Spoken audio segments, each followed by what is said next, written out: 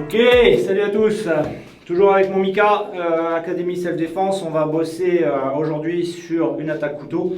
Donc attaque couteau, bon c'est un petit machin en aluminium mais ça peut blesser. Donc pensez tous à bien vous équiper au niveau des protections. Ça serait con de se blesser sur un exercice où tu es censé te préparer à une situation pour éviter d'être blessé, toi, la logique.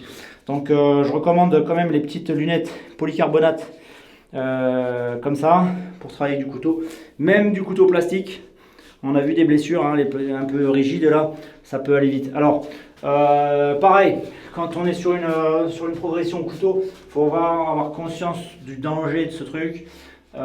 Tu peux travailler une attaque couteau gentiment comme ça, ok. Encore pire, j'ai vu avec le pas comme ça, ok. Du coup, là, il se passe plein de choses. Hein. Évidemment, tu peux faire 1, 2, ainsi de suite. D'accord, le problème de l'attaque couteau, s'il te plaît. Technique, vitesse, intention. Donc technique, ça va être ça, d'accord. Je vais viser un endroit précis pour faire une hémorragie. Ça c'est l'attaquant hein, qui parle. La vitesse, ça va être très rapide. Hein. C'est léger, donc l'aller-retour du bras, il se fait instantanément. L'intention, bah, elle est de tuer. Hein. Le mec qui t'attaque au couteau. Bon, à part le mec qui va travailler un peu en slash, qui va essayer de te marquer. Mais franchement, savoir faire la différence entre il veut te marquer ici au niveau du visage ou il veut t'ouvrir la carotide, c'est chaud, c'est compliqué. Donc part du principe qu'il veut tuer, surtout s'il a une prise pique à glace comme ça. Intention maximum. Donc je peux très bien travailler avec mon élève en lui disant ok regarde, il va être dans une démarche tu vois, psychologique. Là.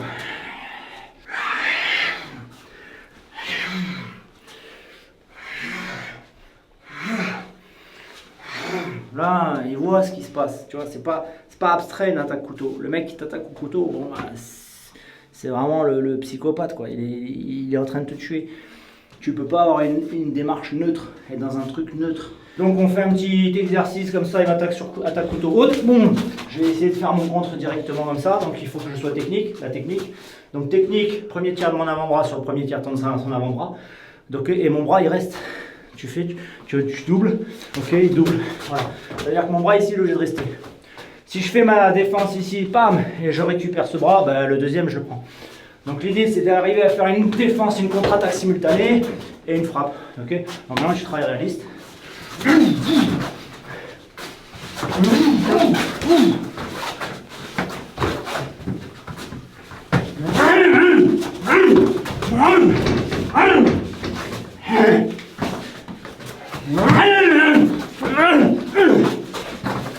Voilà, je suis parti le côté opposé au couteau, tu vois.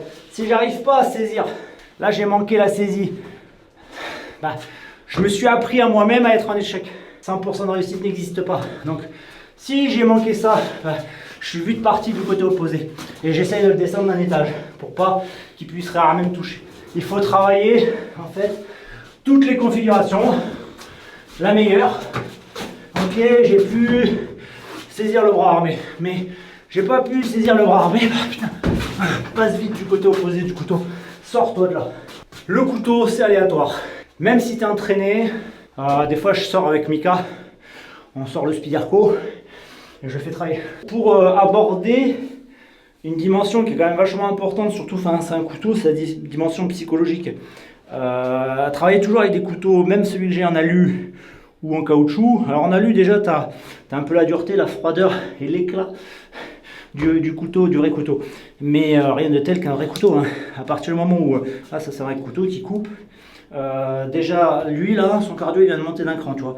À cette distance là, même s'il me connaît, lui il se dit merde, problème. Et c'est normal, c'est instinctif.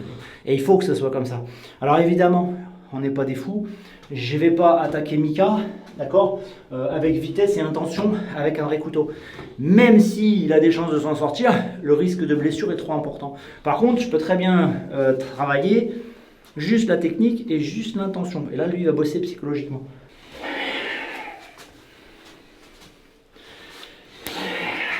Voilà, tu vois, tu as commencé à bouger. Et on va bouger doucement.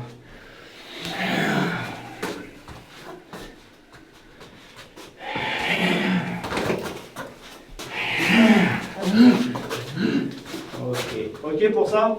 Donc là, je mets le mec en condition pour lui faire travailler, faire un travail couteau proche de la réalité. Je ne vais pas le faire avec vitesse. Je peux aussi lui faire voir les problématiques qu'on va avoir si c'est pas tout à fait la même lame en termes de dimension. On refait la même chose.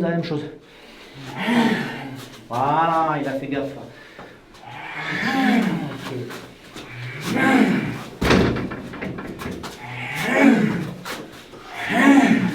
Ok, ça ira.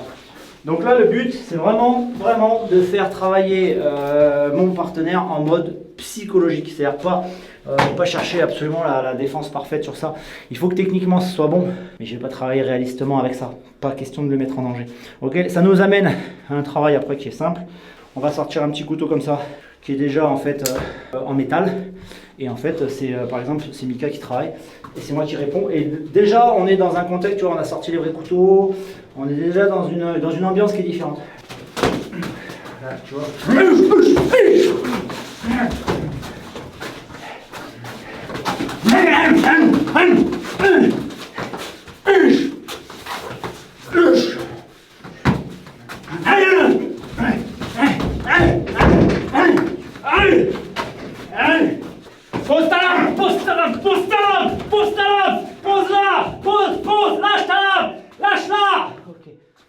Un couteau ça tranche, hein. Je te dis, là on a sorti le Spyderco tout à l'heure, là je te sors ça, je commence à venir ici en menace coup sur mon binôme, bah psychologiquement il va pas faire n'importe quoi, hein, et tu pars pas à l'aventure là.